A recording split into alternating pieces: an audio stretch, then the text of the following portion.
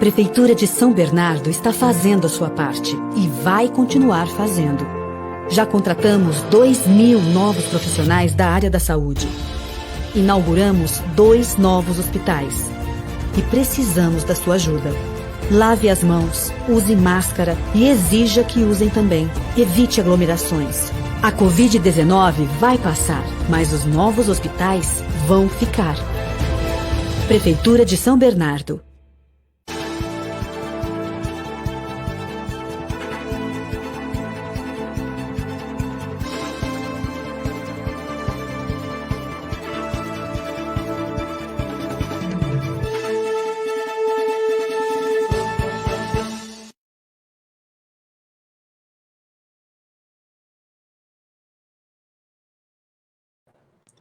Olá, muito boa noite, tudo bem? Bem-vindo, bem-vinda a você que nos acompanha nas redes sociais, a nossa plataforma digital, o RDTV informando, prestando serviços, já na noite desta sexta-feira, 22 de maio de 2020. Agradecendo sempre você que nos acompanha, no outro lado da telinha, da telona, em Santo André, São Bernardo, São Caetano, Diadema, Mauá, Ribeirão Pires e Rio Grande da Serra, interagindo conosco neste tempo de pandemia, principalmente. Informação correta, informação de utilidade pública, prestação de serviços é o canal para a gente minimizar os impactos do coronavírus. E a gente segue aqui, além de atualizar as informações, os números, também repercutindo com cada segmento neste tempo de pandemia e, claro, os encaminhamentos em prol da região do ABC. Vocês vão poder participar conosco aqui no nosso chat dos comentários.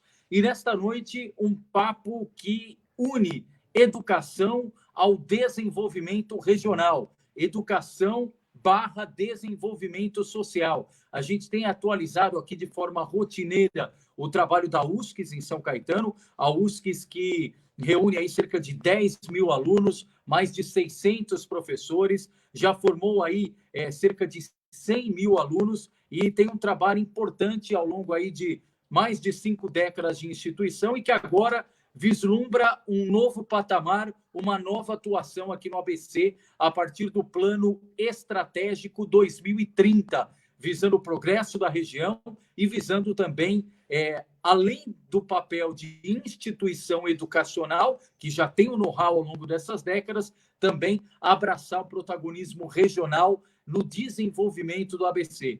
Para falar mais sobre esse assunto, temos aqui os organizadores deste plano, o reitor da USCS, e nós vamos começar a apresentar esse time de entrevistados a partir de agora. Começando pelo reitor da USCS, professor Marcos Bassi. Bassi, boa noite, obrigado pela gentileza da entrevista, tudo bem? Boa noite, Leandro, eu que agradeço a oportunidade da gente estar expondo esse plano para os seus internautas, e é um prazer aí compartilhar aí nossa discussão com o professor Ari, Urbano e o professor Joaquim. Obrigado. Perfeito. E os organizadores também, professores, consultores, quero começar aqui pelo professor Joaquim Freire, que a gente sempre tem contato, atualizando as informações também do dia a dia, dos projetos, iniciativas da USCS. Professor Joaquim, obrigado pela gentileza, boa noite. Boa noite, Leandro, boa noite aos internautas, amigos aí da região do ABC e de qualquer parte do mundo que nos acompanha. Um abraço, Bassi, Burbano e Ari, é um prazer estar aqui para dialogar com vocês. Isso. Luiz Carlos Burbano, professor, consultor, participou ativamente também da construção desse plano estratégico da USCS. Professor Urbano, obrigado pela gentileza, boa noite. Boa noite, obrigado a você, Leandro, e boa noite ao professor Bassi, Maria, Joaquim, a todos os espectadores que nos estão assistindo, e vamos a bater um papo pouquinho aqui sobre o futuro da USCS 2030. Isso, e completando o nosso quarteto aqui de entrevistados, também professor, consultor, Ari Moura. Professor Ari, obrigado pela gentileza, boa noite.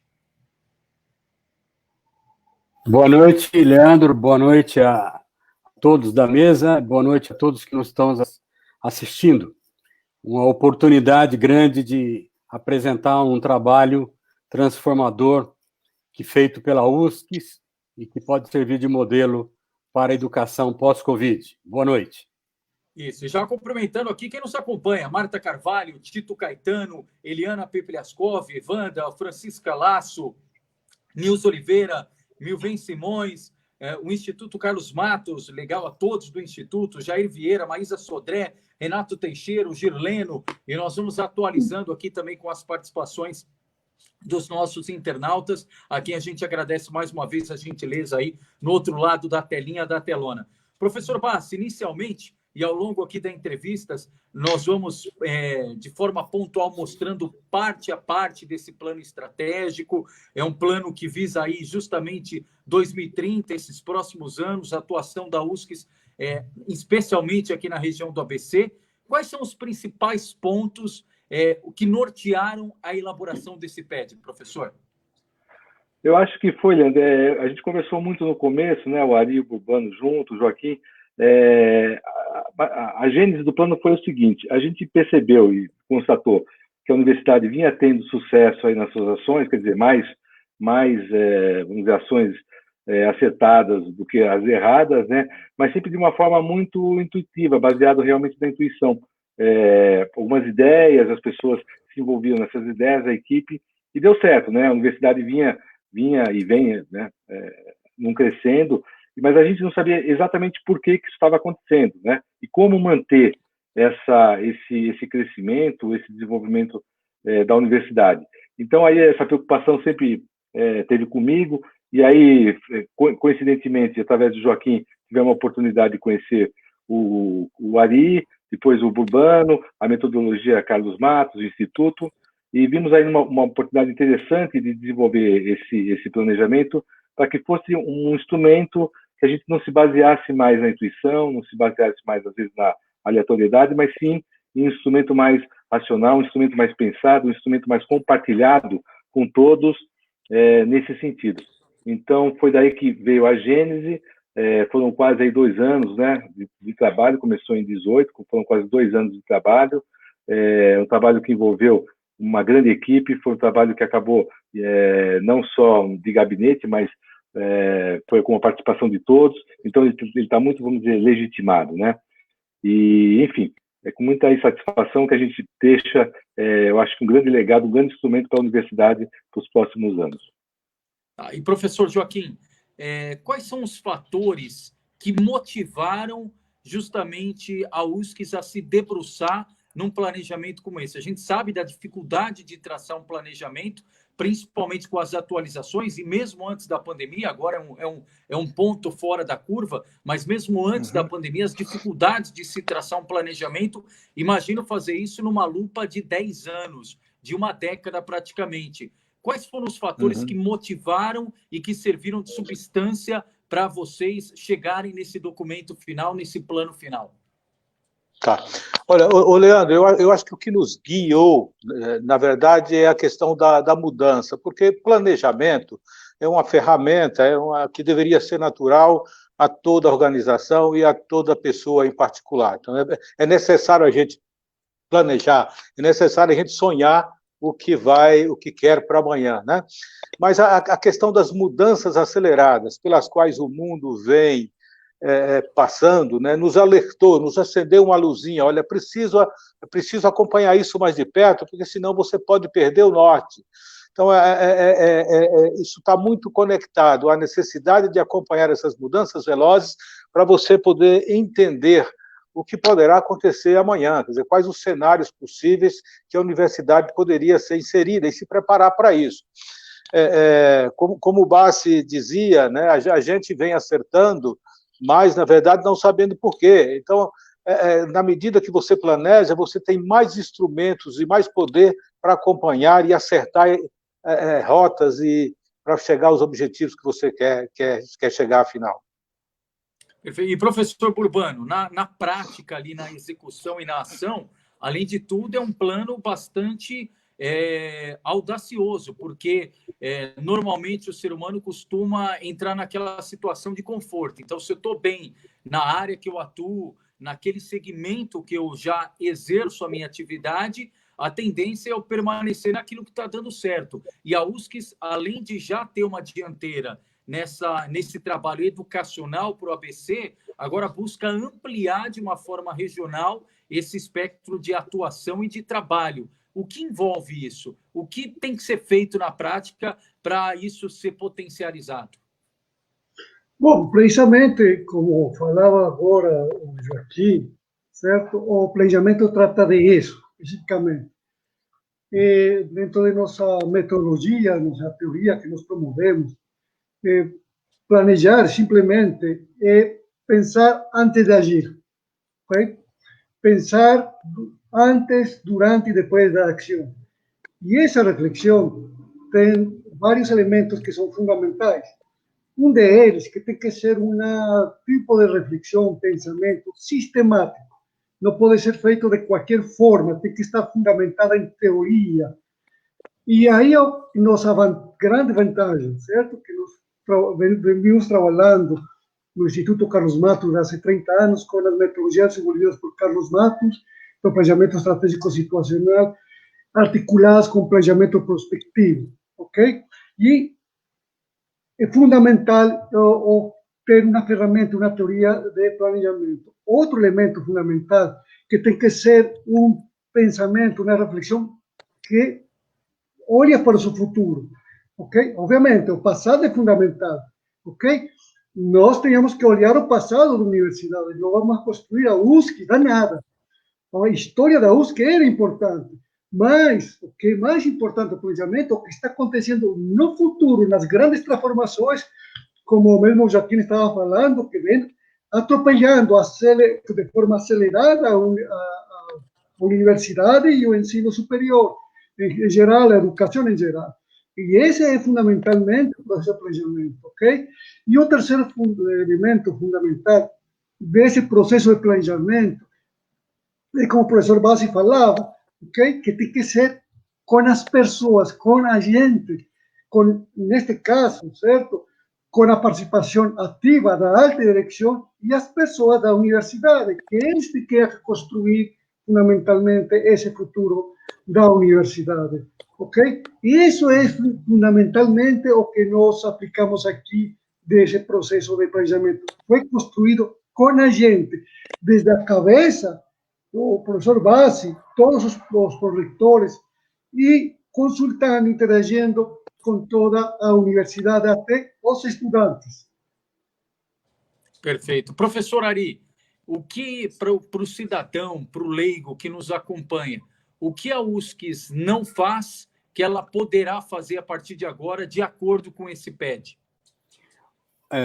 Leandro, na realidade, o que a USCIS faz, ela já faz coisas do futuro. Por exemplo, tem um grande laboratório de ensino à distância, tem uma grande rede mundial, está vinculado com os grandes temas globais. O que nós fizemos? Com eles, mostrando para onde vai o mundo. Por exemplo, nós estamos vendo que o mundo hoje, a educação hoje, ela está basicamente na forma digital. Antes da pandemia, nós já discutimos como transformar a USCIS numa organização global e em rede, sem perder o seu pé regional e sem sua configuração tradicional. Ou seja, ela tem 50 anos e se projeta para o futuro. As universidades têm essa característica. Tem universidade de 7 anos, 300 anos. Então, a universidade é um elemento atemporal. Dentro da USC já tinha muita modernidade, inauguração de novos cursos, ampliação de campus, entrada. O que nós fizemos foi sistematizar isso e transformar isso numa prática de gestão. Ou seja, tudo que está sendo feito, todos os movimentos que vão ser feitos daqui para frente, são em base a planejamento. Nós, por um tempo, e principalmente na última década, abandonamos o planejamento porque nos entregamos ao mercado, ou seja, à velocidade do mercado.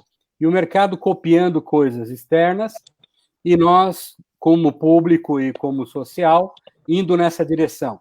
E nós estamos vendo que a pandemia tem um paradoxo.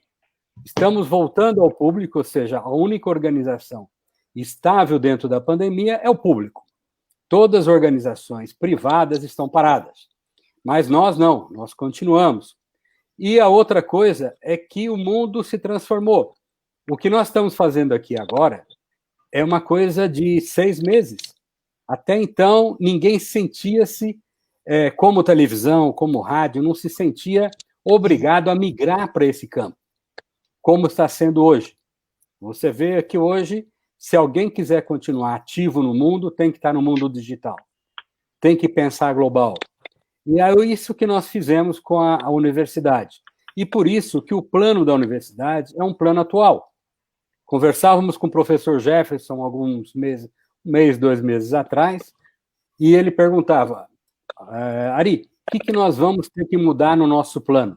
Eu falei, Jefferson, nosso plano já é o do futuro. Nós estávamos pensando em 2030, a pandemia só acelerou. O plano para 2030 veio para agora, 2021. Ou seja, tudo aquilo que a gente pensava, estamos fazendo agora.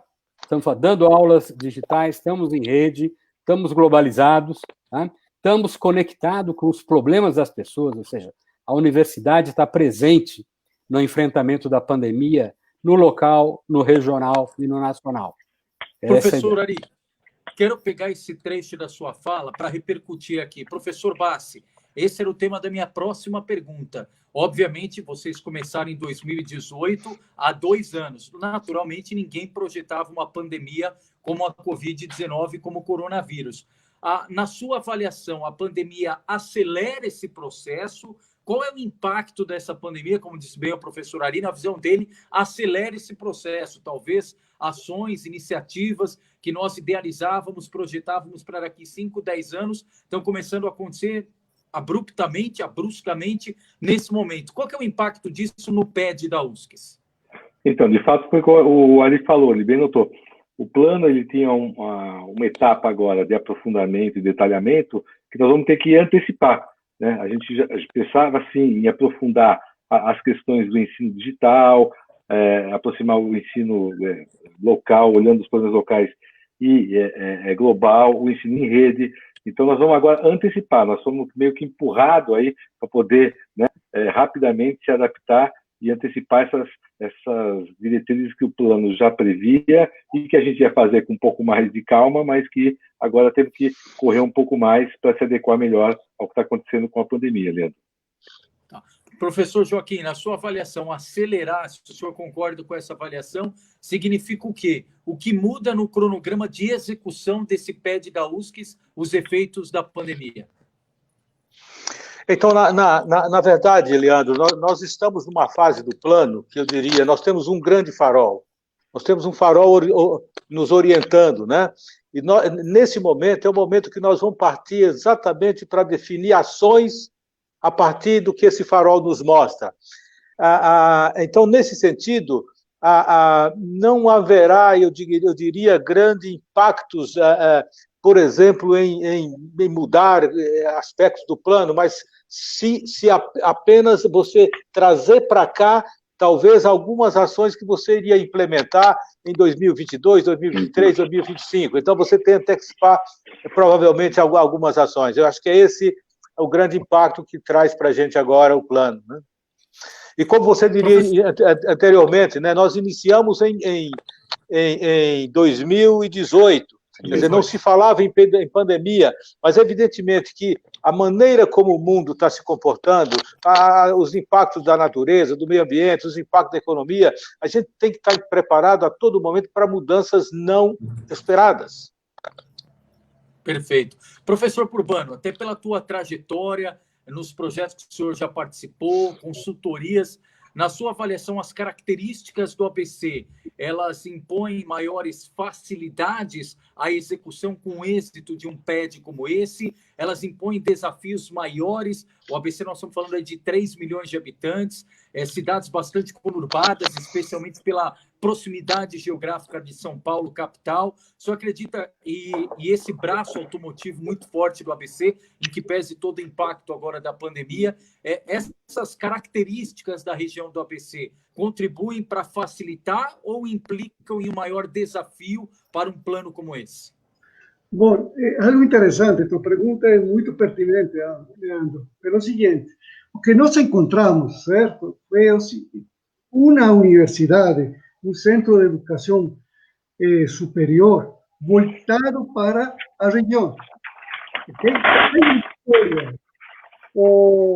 A USP, falemos assim, tem uma história junto com a região, o ABC. Podemos dizer que nos últimos 50 anos, a USP acompanhou o desenvolvimento do ABC e tem contribuído ao desenvolvimento do ABC. Então, nós podemos, mesmo que nós tenhamos que pensar em uma universidade em rede, globalizada, etc., etc., e essa história, certo, da universidade, essa grande capacidade da universidade de estar contribuindo para o desenvolvimento regional é fundamental. E isso está incluído no plano, ok? E algo da seguinte forma, que nós destacamos muito, que é uma tendência, certo? A tendência das regiões e das cidades, ok? O futuro são das cidades, o futuro do mundo não está, falando assim, não tanto nos governos nacionais, etc., está no global e no local.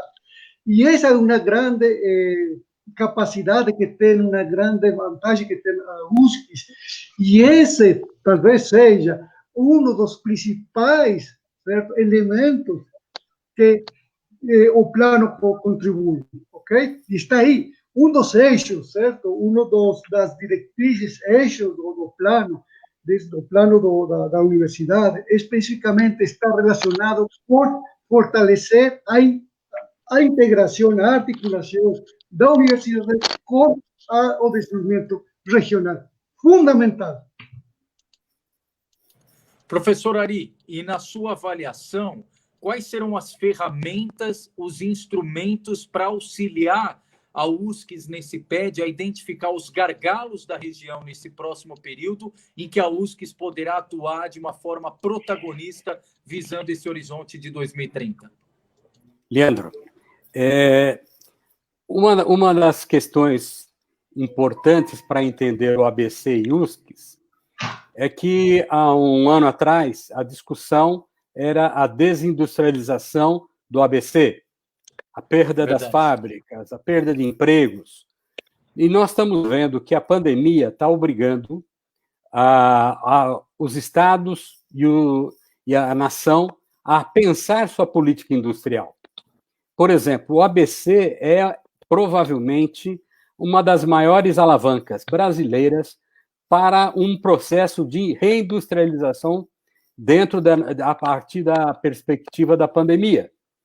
Hoje nós estamos vendo quanto custa para a gente, socialmente, ter mandado empregos para a China, para a Índia, sabe? Estamos vendo a dificuldade de importar equipamentos de proteção individual, respiradores, que, por uma decisão econômica de governos, preferiu mandar isso para o outro lado do mundo. E agora a gente está vendo que nós temos que fazer uma reconversão industrial para atender a pandemia, e essa reconversão industrial precisa de inteligência. Então, o que a USCS é nesse processo? A USCS é uma ferramenta de inteligência, trazer o conhecimento necessário para a reindustrialização do ABC e do Brasil. Tá? A USCS afinada com a formação, trazendo cursos inovadores, como, por exemplo, a questão aeronáutica, seus cursos, na área de ciência e tecnologia, TI, a USCS, junto com os governos locais e junto também com suas organizações. Por exemplo, nós temos duas organizações estratégicas no ABC, o Consórcio e a Agência de Desenvolvimento Grande ABC, que o professor Joaquim e o professor Bassi já foram presidentes, e testemunhavam naquela época um esvaziamento. Por quê? Porque nós estávamos entregando a inteligência nossa para outros países. E agora isso é estratégico, ou seja, a USCS, com esses atores, ela vai promover o desenvolvimento. E nós vamos ver em curto prazo... Sim. Tá. Só para complementar, professor Ari, nessa sua linha de raciocínio, a USCS dentro desse PED, e essa é uma discussão bastante antiga aqui na região, a USCS não vê a região do ABC mudando a sua vocação industrial. E pelo que o senhor falando, sim, reposicionando, reconversão, como o senhor disse, dessa vocação industrial. Por exemplo, a gente viu aqui algumas indústrias automotivas consertando respiradores, talvez reposicionando também essa vocação industrial, não só para a questão automotiva, mas para a área da saúde, para a área da medicina, para outros pontos. Esse é um processo que já aconteceu. Por exemplo, o esforço de guerra na Segunda Guerra Mundial americano desenhou o mundo na sequência, porque você teve que reconverter indústrias bélicas em indústrias de consumo. Tá? O que nós estamos vendo aqui, e na política que o mundo está adotando, não é o Brasil que vai adotar uma política de nacionalização da sua produção. É o mundo que está fazendo isso. Estados Unidos fechando, a Europa se fechando. Por quê? Porque descobriu que num processo de uma pandemia, na hora que você requer os recursos industriais ou a inteligência, você vai depender de alguém para te fornecer. Hoje, a grande dificuldade dos estados é conseguir respiradores. Então, nós falamos aqui, conseguimos 600 respiradores para um estado, 300, e com milhares de infectados, milhares de gente em UTI, e nós sem a capacidade industrial de promover. Então, a pandemia vai nos obrigar, tá? Está nos obrigando, a redesenhar nossa política industrial. O ABC é, por natureza, um local industrial. E a USCS, atrelada a esse processo histórico, como citou Burbano. Então, nós estamos certo no caminho. O plano já previa que nós tínhamos que trabalhar na economia do ABC, porque ela estava em declínio, nós estávamos perdendo empregos, nós estávamos perdendo indústrias, estávamos perdendo negócios. Né? E agora não. Agora nós temos uma possibilidade de, com a inteligência, com os atores políticos que eu citei, fazer esse novo mundo aí da região local.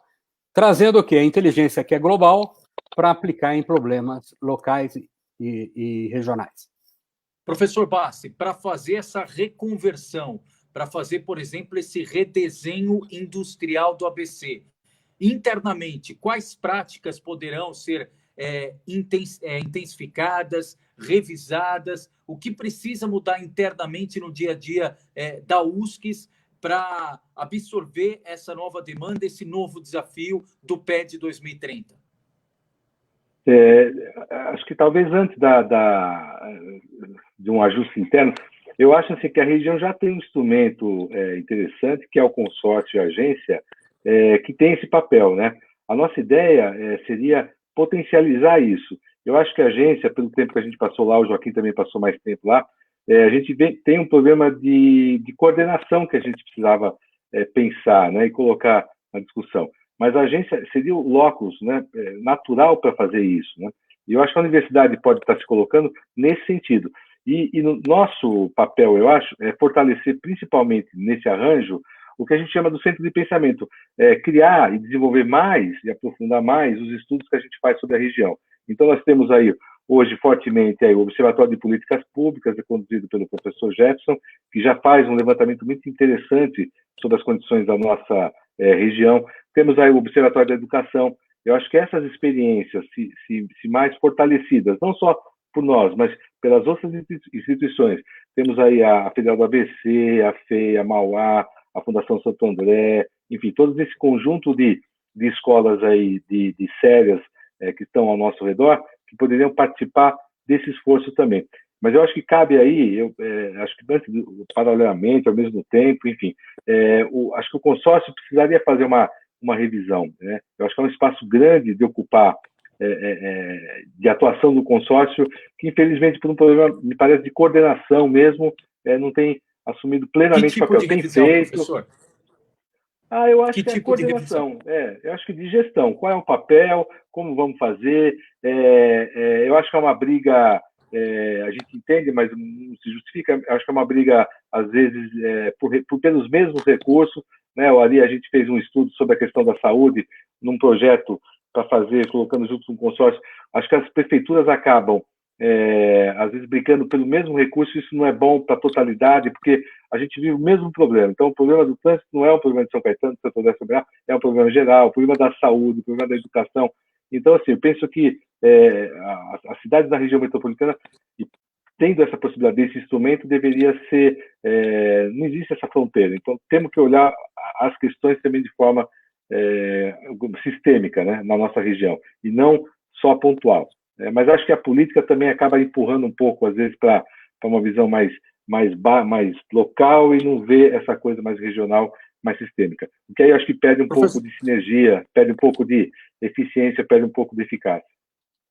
Perfeito. Professor Joaquim, quero exatamente nesse ponto, o senhor tem experiência tanto de agência de desenvolvimento da região do ABC, o dia a dia do consórcio intermunicipal.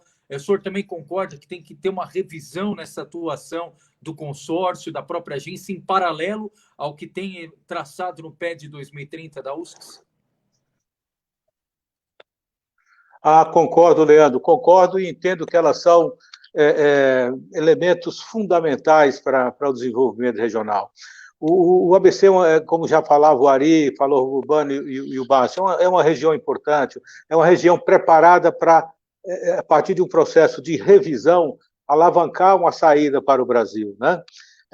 Desse momento de crise. E nós estamos, enquanto região, muito desarticulada ultimamente. Então, eu acho que essa articulação, que é um papel da agência do consórcio, é extremamente necessário. E como dizia o Bassi, a gente, no nosso plano, nós estabelecemos uma linha de ação da universidade entendendo que ela é necessária no processo de desenvolvimento da região. Mas também entendemos que esse é papel das universidades de maneira geral. Então, não estamos aí nos colocando como salvadores da prata, nós estamos colocando a universidade como um dos elementos essenciais do processo de desenhar a saída para a região, como são os sindicatos, como são as empresas e como são todos os atores políticos envolvidos nesse processo. Até para exemplificar melhor, professor Joaquim, em relação a quem nos acompanha do momento, né? Acredito que esse momento de pandemia leva muito a esse desafio de todo mundo se reinventar. Na sua avaliação, o consórcio e a própria agência poderiam ter atuações mais incisivas aqui no dia a dia do ABC, cada um no seu segmento? O que poderia ter sido feito, por exemplo, se essa concepção já tivesse implantada num momento e num contexto como esse? Ok, eu compreendo, não sei exatamente o que poderia ter sido feito, mas eu senti falta de uma orquestração mais regional para atacar o problema. Quer dizer, cada prefeito, ao seu modo, desenvolveu lá suas ações, mas nós temos que entender que a região do Grande ABC não tem fronteira. Quer dizer, você não há um limite que separa um município do outro. Nós somos a mesma coisa. E se nós somos a mesma coisa, nós vivemos os mesmos problemas. Quer dizer, as pessoas circulam livremente por todos os processos, por todos o ambiente, e isso também dentro da Grande São Paulo. Então, eu acho que essa articulação regional ela é importante nesse momento da pandemia, ela é importante no caso da saúde, que o Bassi falava, ela é importante no caso da segurança, ela é importante no caso novos negócios e assim por diante, né? É preciso, por exemplo, pensar num centro tecnológico de desenvolvimento regional e que isso não fica numa disputa de local, mas fica num processo de conversação regional que vai buscar os caminhos da saída. Aliás, o senhor lembrou muito bem, professor Joaquim, o polo tecnológico, o parque tecnológico, uma pauta já entra ano, sai ano, sempre está Eu me lembro igual o centro de convenções no ABC. Toda vez se fala de centro de convenções, o ABC precisa de um parque tecnológico e, lamentavelmente, como o senhor bem lembrou, muitas vezes a discussão não avança, muitas vezes por questões menores, como a escolha de qual local. É na cidade A, é na cidade B, e uma discussão tão importante, preciosa para o ABC, acaba sucumbida, né? Eu até arriscaria dizer, Leandro, que acho que é o momento, inclusive, da região pensar num PED de desenvolvimento regional, né? Para a retomada do desenvolvimento local e de uma experiência de vida melhor para todos nós. É verdade, é verdade. Professor Burbano, a partir desse PED 2030, desse plano, aliás, produção, se tiver com o plano na tela, por gentileza, vamos aqui compartilhar pelo menos parte dele com os nossos internautas, na medida em que a gente for falando, para o pessoal ter uma noção até visual desse plano, pode ir discorrendo sobre ele, para quem está em casa acompanhar. Professor Burbano, a partir desse documento pronto, desse plano pronto, qual que é o próximo passo a partir de agora? Bom, eu queria só, antes de responder a pergunta, rapidamente, voltar a falar um pouco sobre Perfeito. A questão regional, certo? Porque tenho que retomar o último que o Joaquim estava falando. Existem três elementos fundamentais, ¿sí? Três impactos, ¿sí? desta crise do Covid. Assim que eu ressalto neste momento e que estão incluídos nesse plano estratégico da universidade. Fundamental, ¿sí? O papel do Estado, que a Ari estava falando. Esta crise, certo, nos está ensinando que o Estado é fundamental, que os governos, os políticos são fundamentais, que o mercado não resolve tudo. Imagine nós nas mãos do mercado resolvendo um problema desta magnitude, tá? Então, é um elemento fundamental. E aí, esse plano da universidade, sim, pensado para 2030, reforça isso. É fundamental que a universidade, a USP, contribui a fortalecer, a melhorar a capacidade dos governos e, sobretudo, com olhada regional, articulada. Fundamental é isso. Segundo, que uma ensinança, um impacto desta pandemia, a importância da inteligência, do conhecimento. Hoje todo mundo está falando de ciência. Anteriormente, faz só 4 meses, 3 meses, assim, todo é atacando a ciência. Hoje todo mundo olhando a ciência. Os governos procurando os melhores científicos, técnicos da área da saúde ou de outras áreas. E a Corte, o Supremo, falando, todas as decisões têm que ser fundamentadas na ciência. Conhecimento é fundamental, ok? E aí, esse plano desenhado aí para a universidade, fala isso. Contribuir, qual a principal contribuição desse plano para a região? É na conhecimento, na inovação, ok? Na tecnologia. Aí está fundamentalmente, através de quê? De pesquisa, do mesmo ensino, e através fundamentalmente de criação de um centro de pensamento. E esse aí é um problema do consórcio e da agência, ok? E, finalmente, outra ensinança, que nos está outro impacto, que nos está deixando este Covid, certo? Esta crise, é a importância e o elemento que está contribuindo às transformações que se aceleraram das tecnologias da informação e da comunicação, ok? Que tem um impacto em tudo, ok? Mas na universidade é fundamental. Okay? Todas as universidades do mundo hoje estão fazendo aulas virtuais, ok? Obviamente, de uma forma não tão boa, porque estamos levando a aula tradicional para o mundo da internet, ok?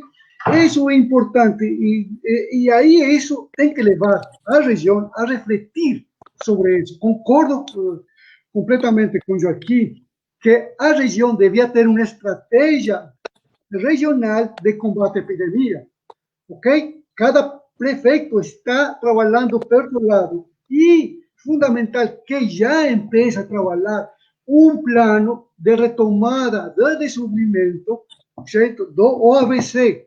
A partir de agora, não podemos pensar cada prefeitura isoladamente. E os próximos passos, okay, estão aí. O plano é uma carta de navegação, e uma boa carta, porque neste momento que temos tormenta, furacão da pandemia, está sinalizando, já sinalizou, olha, o futuro é o ensino em rede. O plano está falando isso, está falando que esse é o cenário futuro. Como falava Ari, está aí, já, não é o 2030, é 2021, ok?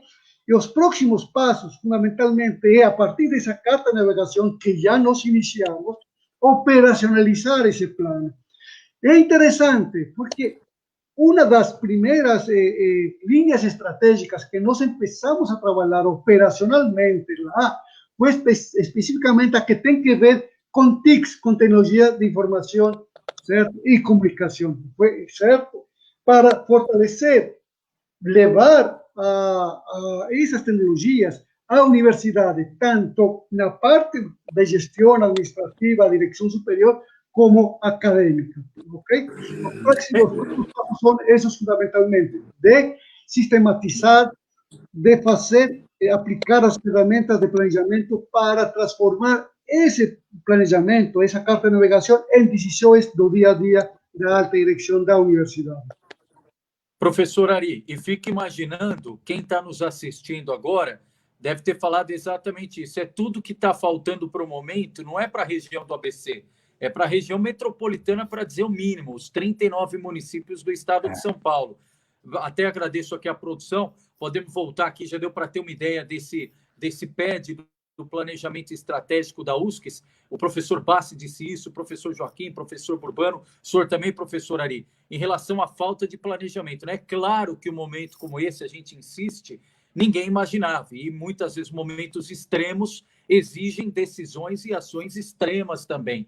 Mas o que a gente tem recebido de reclamação é o seguinte: olha, Leandro, eu estou perdido. Uma hora falam para eu usar máscara, outra hora falam para eu tirar a máscara. Uma hora falam para eu tomar remédio A, outra hora remédio B.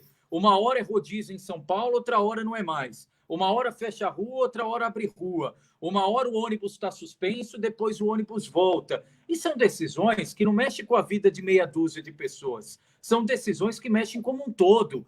Tem milhares de pessoas no ABC, para não dizer milhões, que moram aqui, mas trabalham em São Paulo, tem médico em São Paulo, consome em São Paulo, tem amigos em São Paulo, e o contrário também é verdadeiro. Tem gente de São Paulo que trabalha no ABC, que vive no ABC.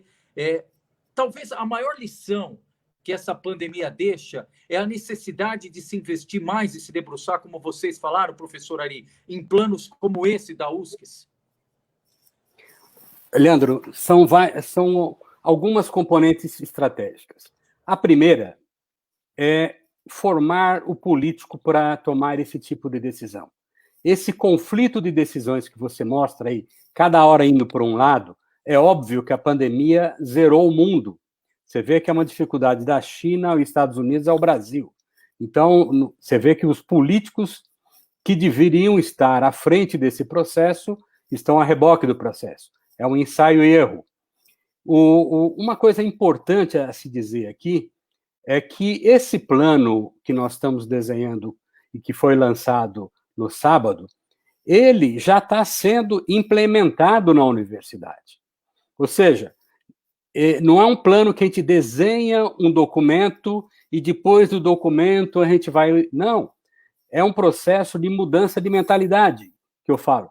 Então, há 2 anos atrás, nós começamos a interagir e nenhum professor ou dirigente da universidade hoje toma uma decisão sem análise prospectiva, sem planejamento estratégico. A TI, que o Burbano se referiu, ela está sendo toda modernizada há mais de ano, sabe? Então, uma coisa que nós discutimos e começamos a implementar com o professor Joaquim e com o professor Bassi foi um curso de ciências e técnicas de governo. Isso aí sim já seria um grande insumo para a pandemia. Gente que sabe tomar decisão em problemas complexos, em alta velocidade, em ambiente de incerteza. Eu andei com o professor Bassi discutindo com a região, a partir da agência e do consórcio, discutindo um sistema de saúde em rede que integrasse o público, o privado e as Santa Casas, por exemplo. Que não fosse um concorrente do outro, mas que todos se articulassem com o objetivo de atender toda a população. Então, isso já faz o quê, professor? Quase 2 anos, não é isso? É uma proposta. Se hoje ela tivesse implantada, nós teríamos muito menos dificuldade. Porque hoje você está vendo, satura o sistema público, depois vai para o sistema filantrópico, depois vai para o sistema privado. A nossa proposta era saúde em rede. Vamos entender todo o sistema de saúde que já existe no ABC e vamos trabalhá-lo como um único sistema, não um competindo com o outro, por paciente, por cirurgia, sim, mas todos interligados. Essa é uma discussão que tem mais de quase 2 anos. Então é o seguinte, nós temos que investir em políticos com visão, em políticos que tragam com cabedal a ciência, políticos que saibam que valorizar o planejamento. Então nós temos que, já estamos próximo a uma eleição, é o momento de você olhar quem é esse político, quem que está se propondo. Nós não podemos mais botar no poder gente que não considere ciência, que não saiba que ciência é importante, que se não governar com ciência, não vai resolver problemas. Essa é a ideia subjacente ao processo. E, professor Bassi, mesmo numa proporção diferente, numa escala bem pontual, a USCS demonstrou isso agora. Muito se cobra das academias e das universidades, não só no ABC, mas no Brasil inteiro, que as boas ações, essa inteligência, essa inovação é o celeiro, né? A universidade é o celeiro das boas ideias, das boas ações, que isso seja transbordado não só para o entorno, mas para a sociedade como um todo, de uma forma mais rápida.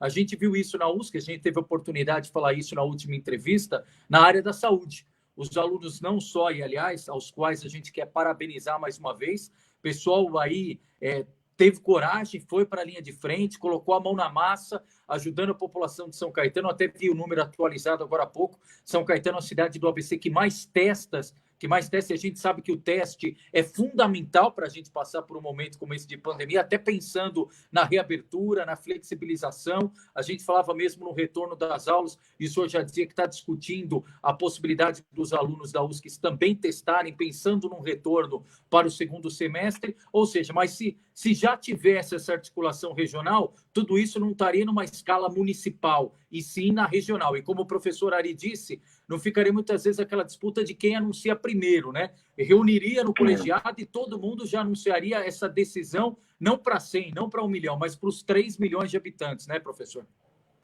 Sem dúvida, sem dúvida. Eu sempre vejo a Alemanha, assim, como ela conduz isso, né? Lá você tem um instituto, que é o Robert Koch, ele que diz, olha, a taxa de contaminação é essa, o R é esse, portanto é o seguinte, pode ou não flexibilizar. A Merkel aceita isso e conversa com os governadores das regiões e tem a decisão tomada. Você tem parâmetro científico e leva a decisão. Então a política fica, vamos dizer, subjugada, ela fica no segundo plano a partir das decisões desse instituto, que é o que fala pela ciência nesse momento da pandemia, né? Eu acho que claro, não deve ser tão simples como eu estou falando, mas é mais ou menos isso. A lógica é essa, teria que ter um centro de ciência fala e os governantes ouvem esse centro e seguem isso. É isso, analisando com parâmetros bem objetivos. O R é maior, a taxa de contaminação é mais que 1, tem que segurar. A taxa de contaminação é menor que 1, dá para flexibilizar e testando e controlando isso. É isso. Perfeito. Deixa eu só pegar, tem bastante gente aqui. Aliás, a conversa está tão boa que a gente vai falando. Deixa eu aqui me atualizar com os internautas também para mandar um abraço e compartilhar. Obrigado, Ademar, Wilson, presidente da Câmara de São Caetano, Pio Melo, toda vez que discute educação, dia a dia, sempre está aqui conosco, obrigado. José Zenaide, Duarte Gomes, o Alexandre Pantoja, obrigado, Alexandre. Cida Abraão, o Luiz Fernando, lá da cidade de Diadema, Elizabeth Fuentes, obrigado, Elizabeth, Ricardo Frigonese, Valdir Porto Ribeiro, Carlos, toda a equipe do Repórter Diário, o Antônio Carlos Bonatti, obrigado, Bonatti, o Edson Enhelo, ou seja, o ABC inteiro representado aqui, Mauá, Diadema, São Bernardo, Ana Paula Lazuri, obrigado, Ana Paula, e toda a equipe, o dia a dia aí da USCS, sempre fazendo essa aproximação entre o dia a dia, as pautas, sugestão. Obrigado, Ana Paula. Obrigado ao Robson Dudu Lima Reis, também acompanhando. A Kátia Flora Reis, nossa colega jornalista. Obrigado, Kátia. O Eric Eloy, o Elcio Nossa, Luiz Vicensotti, é isso? Luiz, se eu pronunciei errado, me perdoa. Terezinha Correia também nos acompanhando, de São Caetano, obrigado. Gente, ainda tinha pauta para muito mais assunto. pessoal está me cobrando aqui para a gente até pontuar mais temas, mas infelizmente o horário é implacável, quase 1 hora já de discussão, e quando a prosa é boa, o relógio passa rápido e a gente nem percebe. Mas não tenho dúvida, até pelo sucesso, pelo êxito, para a gente voltar mais rotineiramente a falar especificamente sobre o PED da USCS, para a gente atualizando, monitorando e tendo essas boas discussões que ajudam demais o ABC, especialmente no momento como esse de reflexão, como na pandemia. Professor Bassi, reitor da USCS, obrigado pela gentileza da entrevista, à vontade para suas considerações finais. Eu que agradeço sempre a oportunidade, é sempre bom conversar no seu programa, com os seus internautas que acompanha. Agradecer primeiro aí o professor Ari, o Burbano, que nos ajudou nesse processo complexo, foram esses 2 anos, o professor Joaquim, que foi o coordenador interno nosso nesse processo, e quero assim, reforçar, falando da região, colocar a universidade aí como apoio, principalmente aí ao consórcio e à agência, no sentido de o que a gente puder colaborar em prol do ABC, entendendo que a região, como o Joaquim falou, não tem limite, nós estamos falando de uma coisa só, o que a gente puder colaborar no sentido dessa cooperação, estamos juntos nesse sentido. Obrigado mais uma vez, Violento.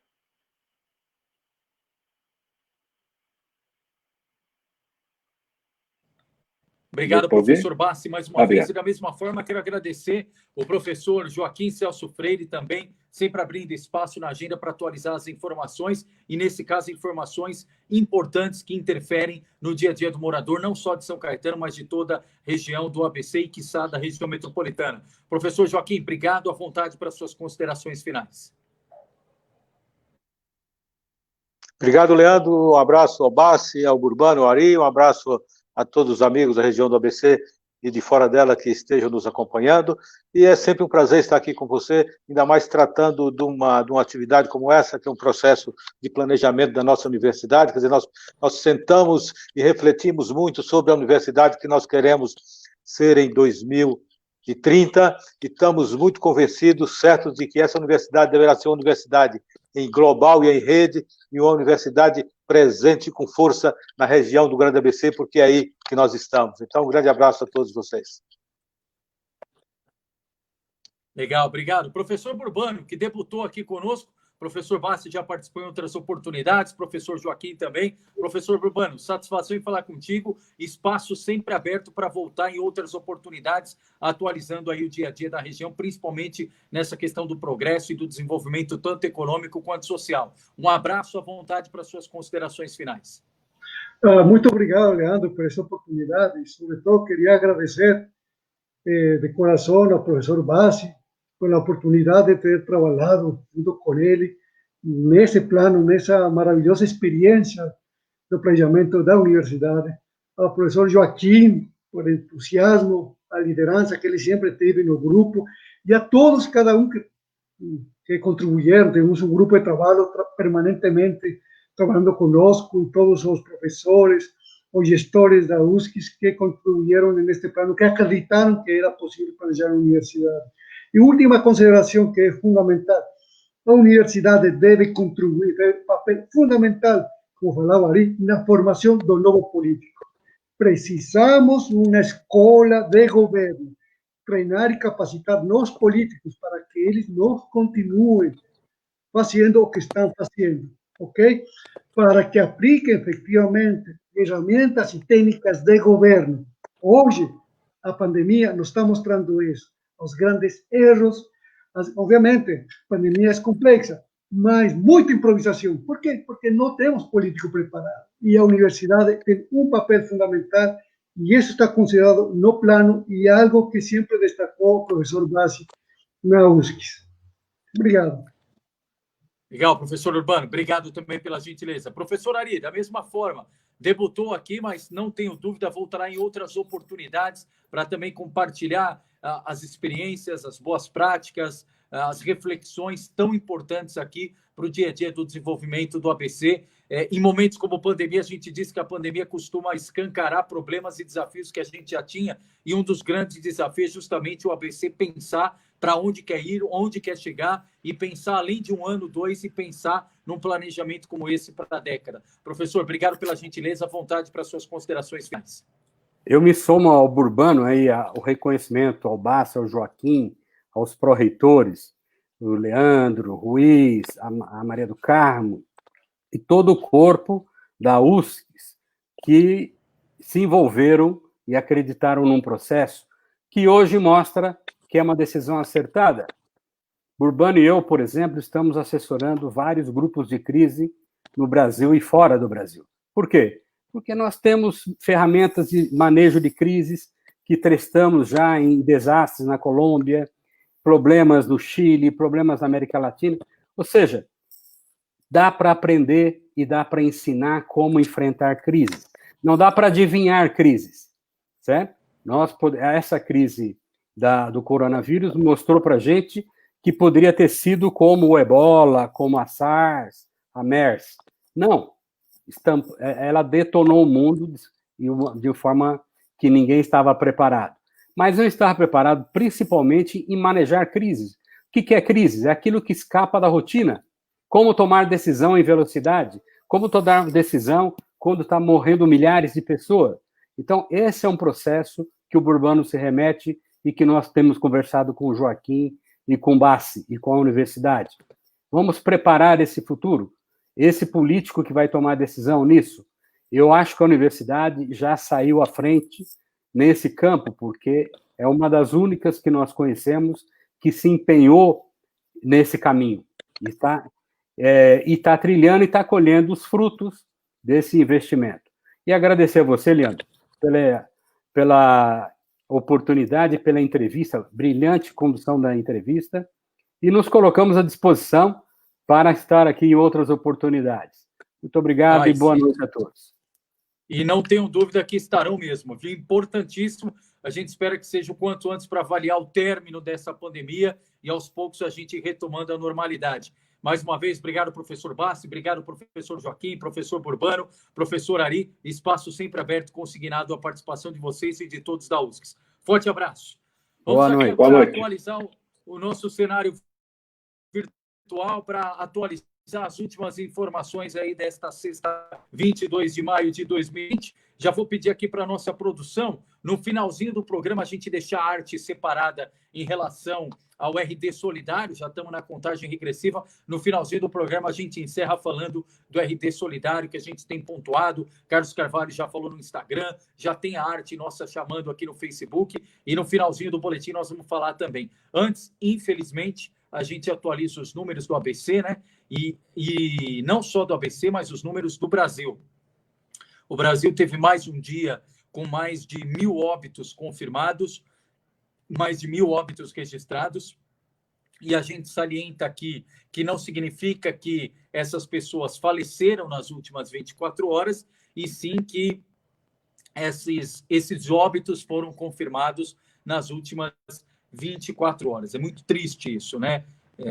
A gente se solidariza com todos aqueles que tiveram perda, os familiares, amigos. A gente fica muito triste com isso, e só a fé nesse momento pode fazer passar por esta situação. Você já está vendo aqui o tempo inteiro no nosso GC o número de casos no ABC cidade por cidade. O destaque aqui principal, hoje com o número de casos acrescidos no Brasil. O Brasil passa a ser o segundo país no mundo com maior número de casos. Passamos aí dos 300.000 casos, então o ABC passa a ser...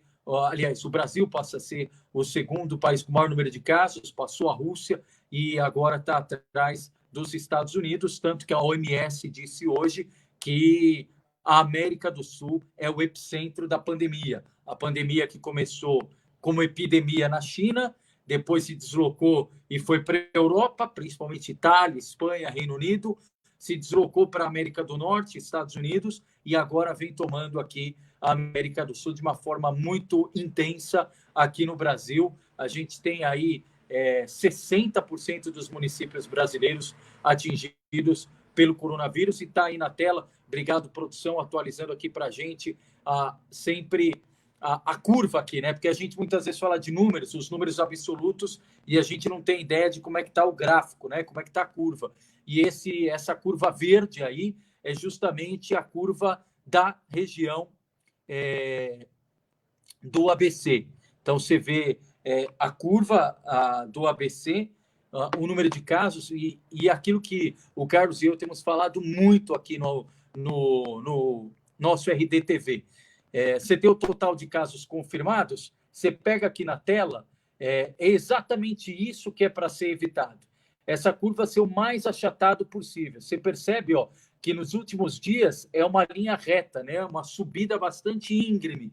E é exatamente isso que a gente quer evitar. Ah, Leandro, mas você está dizendo que não é para pegar coronavírus? Não.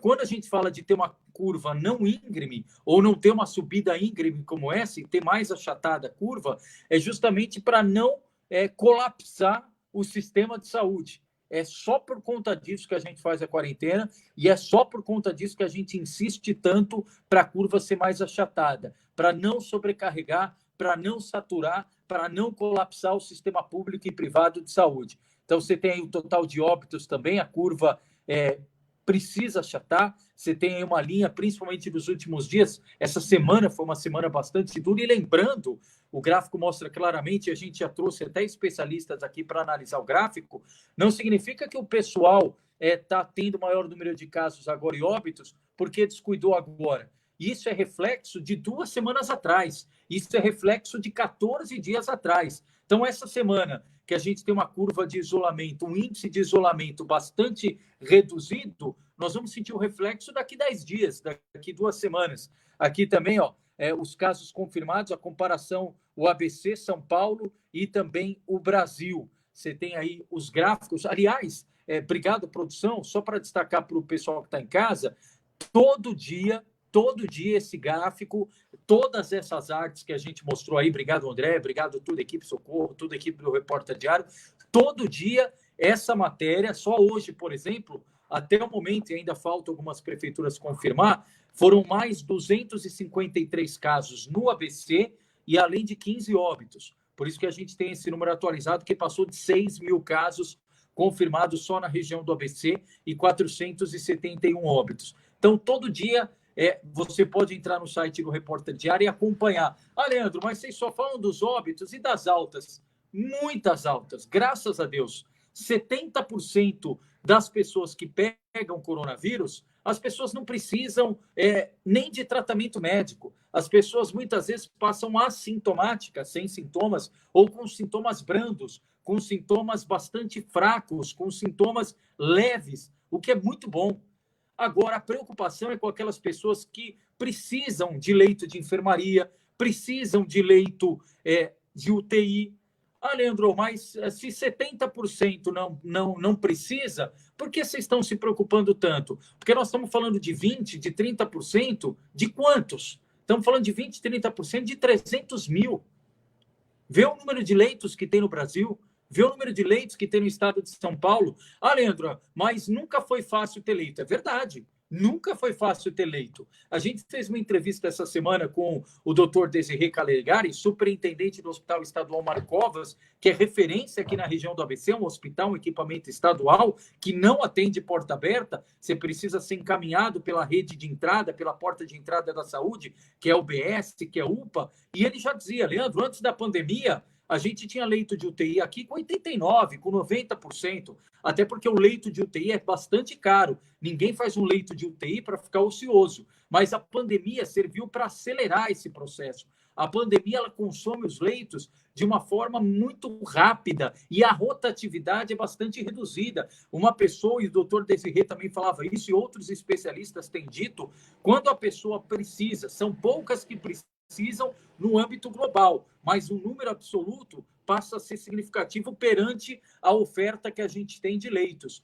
As pessoas que precisam de UTI ficam de 15 a 20 dias na UTI. Então, você imagina alguém entrar no meio de uma pandemia na UTI, ficar 15 a 20 dias. Então, a rotatividade é baixa. Ou seja, significa que a pessoa entrou hoje, aquele leito de UTI, você pode pensar em contar com ele para atender outro paciente daqui 15 ou 20 dias. Isso que nós estamos falando dos leitos de Covid, mas ainda tem os leitos de UTI para quem é acidentado, para quem é infartado, para quem sofreu AVC, para quem tem algum outro tipo de trauma, para quem sofre alguma coisa em caso de urgência, emergência. Para tudo isso, a saúde tem que estar preparada. Então, é um desafio muito grande de um imprevisto, né? A gente já tinha diversos problemas em relação a planejamento e agora a pandemia serve para escancarar esses problemas. Por isso, a importância que a gente tem dito aqui é, se possível, se puder, fique em casa.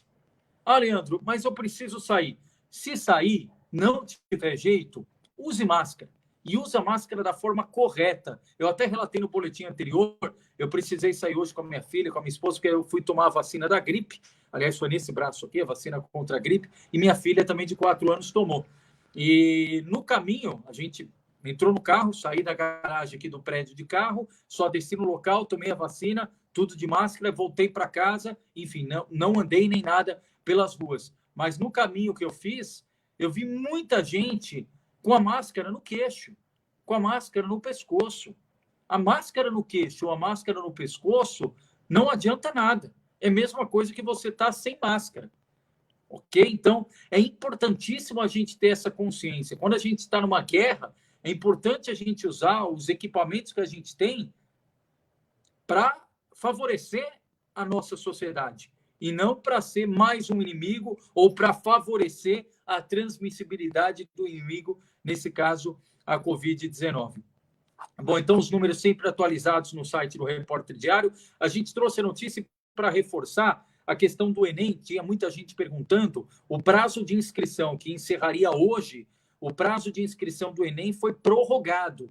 Então, você que não se inscreveu no Enem, teve muitos problemas aí nesses dias, conexão, internet, fique tranquilo. O prazo para inscrição no Enem foi prorrogado até a próxima quarta-feira, dia 27 de maio, às 11h59 da noite. Então, você ainda tem esse final de semana, segunda, terça, quarto dia inteiro, até às 11h59 da noite, para você fazer a sua inscrição para o Exame Nacional do Ensino Médio, que já foi remarcado, foi adiado, aliás, não tem uma data ainda confirmada, mas foi adiado em no mínimo 30 ou 60 dias o Exame Nacional do Ensino Médio. Tá bom, pessoal?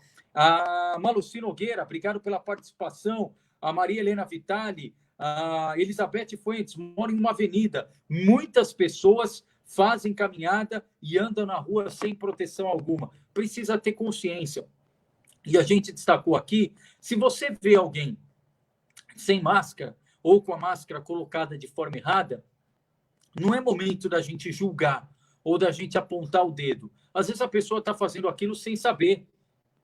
Às vezes a pessoa precisa ali utilizar máscara, claro que trocando de tempo em tempo, né, porque a máscara fica úmida, mas a pessoa fica com a máscara o dia inteiro, em algum momento ali ela precisa, entre aspas, respirar um ar puro, um ar livre, e ela acaba descendo a máscara. Então, é importante as pessoas terem essa orientação. Se você vê alguém utilizando de forma errada, com todo jeito, com toda educação, olha, você me permite te dar uma dica, você me permite compartilhar uma informação, que é dessa forma, com muita solidariedade, com muita força-tarefa, com unidade, que nós vamos conseguir superar a pandemia. E falando em solidariedade, fico muito contente aqui em toda a equipe do Repórter Diário. Amanhã nós vamos ter um momento singular aqui na programação do Repórter Diário. Todos os dias, o Carlos Carvalho e o Leandro Amaral, toda a equipe, fazemos essas 3 transmissões ao vivo, 9 da manhã, 3 da tarde, 9 da noite, mas amanhã de uma forma muito especial, nesse sábado, 23 de maio, e se a produção tiver a arte, pode colocar na tela, por favor. Obrigado, André, obrigado à produção.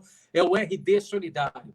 E é exatamente isso que a imagem te mostra, que a gente quer passar amanhã nas 2 horas, 2 horas e meia de transmissão, que nós vamos fazer a partir das 3 da tarde. É passar esperança, é passar uma luz no fim do túnel, é passar uma energia positiva, é passar uma mensagem de paz, de amor. Ah, Leandro, você vai falar de paz em meio à guerra, mas aqui a palavra paz no sentido de pacificação. Não adianta a gente brigar entre nós, não adianta a gente guerrear entre nós, não é ofendendo o presidente, não é xingando o governador, não é xingando o prefeito, não é ofendendo o empresário, não é ofendendo o trabalhador, que a gente vai chegar em algum lugar, ou a algum lugar. A gente precisa exatamente, a produção foi muito feliz no design dessa imagem, porque ela mostra exatamente aquilo que a gente quer passar amanhã. As mãos dadas embaixo, justamente a solidariedade. A gente só vai conseguir superar esse momento se nós nos dermos as mãos, se a gente passar junto. E aí, quando a gente dá a mão, eu não olho para o vizinho e pergunto se ele é corintiano, se ele é palmeirense, se ele torce para o mesmo time que eu torço, se ele comunga do mesmo viés ideológico que o meu, do mesmo partido político que o meu. Enfim, não é isso. Não é isso. É justamente a gente conseguir passar por esse momento. Então, amanhã, 3 horas da tarde, nós vamos receber as entidades, grupos voluntários, os heróis anônimos que vivem no ABC e que têm um trabalho importantíssimo, que estão fazendo esse período de quarentena, que estão fazendo esse momento de pandemia ficar menos dolorido, menos complicado, graças à solidariedade, graças a esse olhar ao próximo. Então, convido você amanhã a nos dar o carinho da sua audiência às 3 horas da tarde, para conhecer mais essas histórias de heróis anônimos do ABC. Você que também conhece gente, participe conosco nos comentários, no chat, pode colocar, vamos ter músicas, vamos ter cantores mirins, vamos ter gente que já participou do dia a dia, só com alto astral, só com boa notícia, só para resgatar. Sabe aquele dia que você está cansado, está estressado, precisa resgatar, reconectar a bateria? É isso que nós vamos fazer amanhã, às 3 horas da tarde. E para ilustrar, pedir para a produção, pode colocar na tela o comentário da Dona Elizabeth. Aliás, a Dona Elizabeth já foi entrevistada aqui por nós. Ela simboliza muito bem esse momento, né? A Dona Elizabeth é uma artesã de São Caetano do Sul.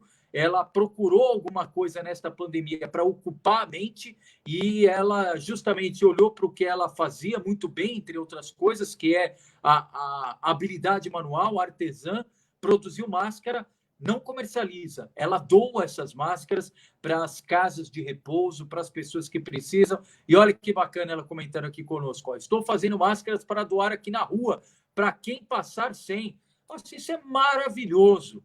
Isso é uma injeção de ânimo que não tem tamanho, que não tem explicação.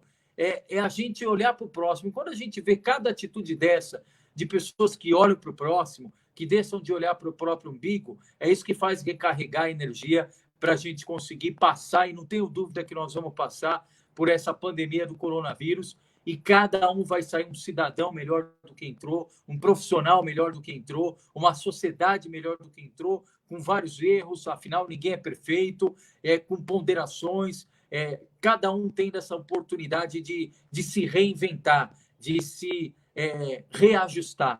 Isso é importante. Então, amanhã, quero muito contar com vocês. Dona Elizabeth também, vamos contar com a senhora. Aliás, a Carla Fuentes, que é uma das voluntárias em São Caetano, vai ser uma das entrevistadas por nós. Pessoal de São Bernardo, pessoal de Santo André. Vamos colocar aqui um varal solidário muito bacana lá de Rio Grande da Serra, iniciativa do SESI, o Fundo Social de São Caetano interagindo com a Carla nessa produção de máscaras a quem precisa. Enfim, vamos ter muita coisa interessante para amanhã você acompanhar a partir das 3 horas da tarde, comigo, com Carlos Carvalho, com toda a equipe do Repórter Diário. Você vai poder assistir aqui ao vivo no Facebook, por isso curta a nossa página aí, já tem um lembrete no Facebook aí do Repórter Diário, pode colocar lá para lembrar, amanhã às 3 horas o próprio Facebook te dá um aviso para você acompanhar, vai ter transmissão no canal do YouTube do Repórter Diário, também no site do Repórter Diário, então vai ser um momento bastante importante aqui para a gente nesta caminhada da pandemia. Tá bom, pessoal? Bom, já passamos aqui de 1 hora de transmissão, mais uma vez querendo agradecer você aí que nos acompanha até esse horário, no outro lado da telinha, da telona. Forte abraço e amanhã contamos com vocês, se Deus quiser, nesse dia importante, nesse sábado, no RD Solidário. Valeu, pessoal. Boa noite. Até amanhã, se Deus quiser.